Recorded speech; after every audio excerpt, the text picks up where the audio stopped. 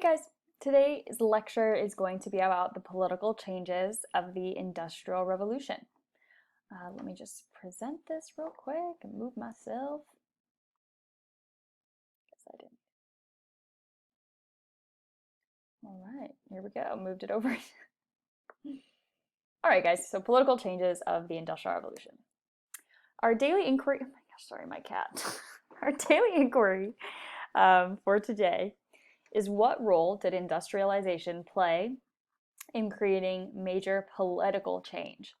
So on Monday, we talked a little bit about how the Industrial Revolution led to economic change, right, in the economy, like more jobs, more production, cheaper goods, increased availability of consumer goods, all that stuff.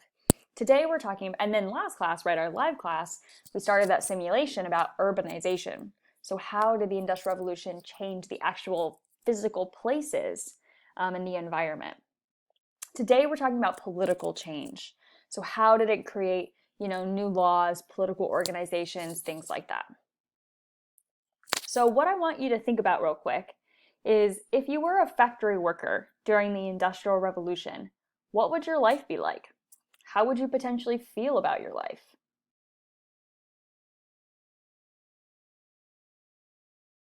Chances are you probably wouldn't feel great. They lived in not great conditions, they worked in not great conditions, they worked a ton, they didn't get paid a lot. You might feel sad or depressed or angry, a lot of different emotions that you might be feeling. So just to review, right, we know that the working conditions were unsafe. We know that they were using child labor, long working hours, pretty abusive. Socially, right, there was some upward mobility for people. We have an increase in that middle class, not huge, but there is an increase in social inequity, right? So the people who are getting rich are getting very rich, and the people that are not are very poor. Economic, right, we have that increase in production, increase in wages, increase in employment and goods. Environmentally, we have urbanization, which we talked about last class, and we'll talk about next live class on Thursday. Pollution, and we're using a lot of our natural resources, a lot more than they used to. So I want to give you a little bit of background about capitalism. Capitalism, right, is this idea of a free economy. Everyone is working in their own self-interest, and the government should stay out of the economy. And the idea is it's all about this idea of private property.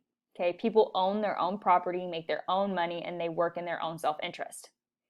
Capitalism was really the economic principle of the Industrial Revolution. These factories and the means of production were owned by people. They followed their own self-interest. There was competition, right, which leads to better and cheaper products. And there was little to no government regulation or interference. Companies were kind of just allowed to do whatever they wanted to make the most amount of money. The Industrial Revolution can be thought of as this time period of unchecked capitalism with little to no government intervention.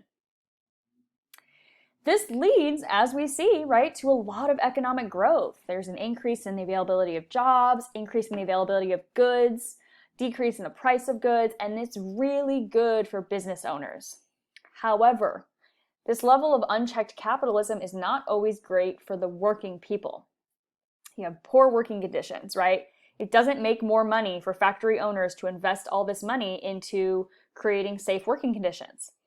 Not great working hours, right? The idea is you're getting out of your workers as much as you can, and there's not great wages, right?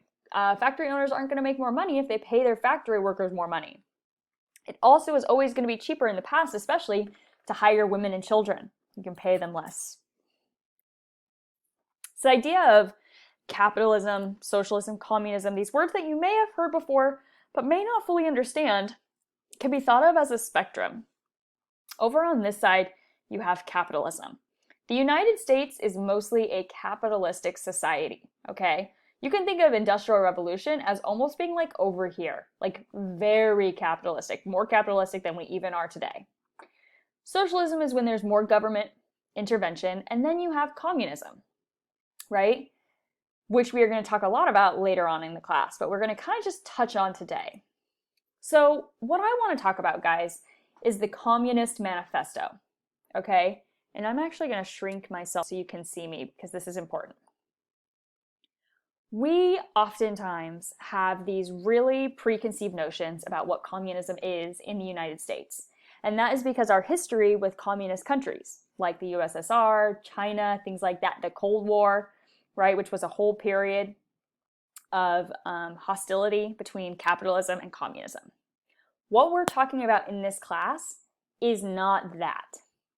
What we're talking about is the creation of communism, right? This first communist document, the Communist Manifesto. So I kind of want you to leave all your preconceived notions about communism at the door when we talk about this, because what we're talking about today is before Lenin and Stalin formed the communist government in the USSR. It's before Mao in China. It's before all these other things, long before the Cold War. Okay, and it really is the creation of communism and the theory of communism, not how it has been practiced historically. Okay, so that's what we're talking about today.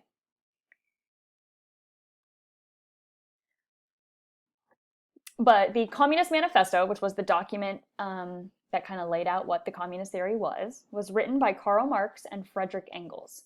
It was written in 1847, right? So many of the social and environmental changes of the Industrial Revolution have been taking place over the last 60 to 70 years. Marx and Engels see the terrible treatment of the working class and feel like something needs to be done. So they write the Communist Manifesto as an alternative to unchecked capitalism of the Industrial Revolution. We're going to read some quotes, but what I want you guys to know is that in the Communist Manifesto, there's some vocabulary. The first one is proletariat. Whenever you see proletariat, it's referring to working class people. This is the oppressed people, according to Karl Marx and Friedrich Engels.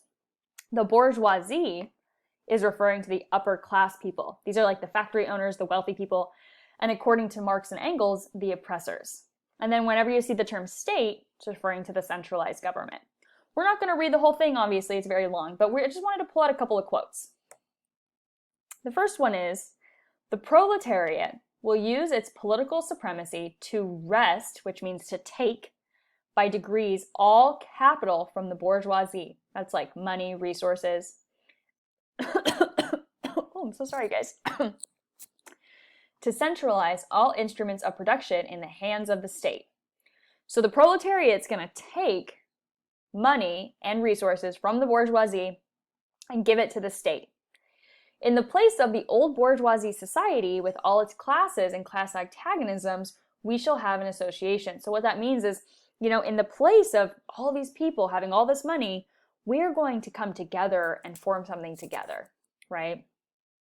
It has resolved personal worth into exchange value, it being the bourgeoisie. So the bourgeoisie has resolved personal worth into exchange value and has set up that single unfair freedom, free trade, in one word, for exploitation. Veiled by religious and political illusions, it has substituted naked, shameless, direct, brutal exploitation, right? So what this is saying is that basically the bourgeoisie have exploited the proletariat. And it says, let the ruling class tremble at a communist revolution. The proletarians have nothing to lose but their chains. They have a world to win. Working men of all countries unite.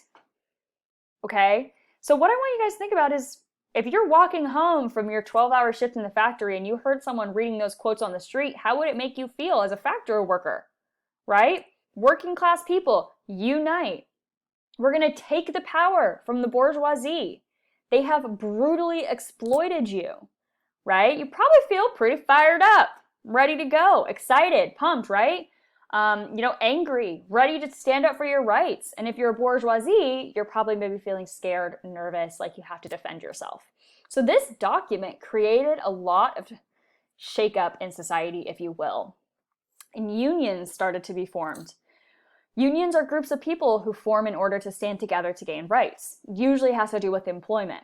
Strikes are when people stop working in order to demand something higher or something, right? It could be higher pay, better conditions, whatever it may be. So unions began to form and organize strikes, right? People were hearing this kind of language and they were like, yeah, it's time to stand up and demand to be treated fairly. Maybe not with the whole communist revolution, but it's time to fight for our rights. They wanted laws to protect them. They wanted better working conditions, they wanted shorter work hours, better pay, the end to child labor, health benefits, and protection if they got hurt at work. And that's exactly what kind of started to happen. These unions would organize these strikes, and the people would start to recognize it, and laws started to be created. You do not have to memorize all these laws. These are just examples, right? Restricted the working hours of women. Whoops. Restricted how young children could be to work, how often they could work. Created federal minimum wage. And so today we have the minimum wage. We have maximum hours people can work. We have health insurance sometimes, and we have protection if you get hurt at work. All of these things have their root in the Industrial Revolution. And this is how those changes, that inequality, the anger that resulted from people feeling as though they were being treated poorly during the Industrial Revolution led to this organization of political groups to fight for these laws to be created. So now go ahead and go to Canvas and click on that link to the exit ticket quiz and make sure you complete that, and then you'll be done for the day. Thanks so much, guys.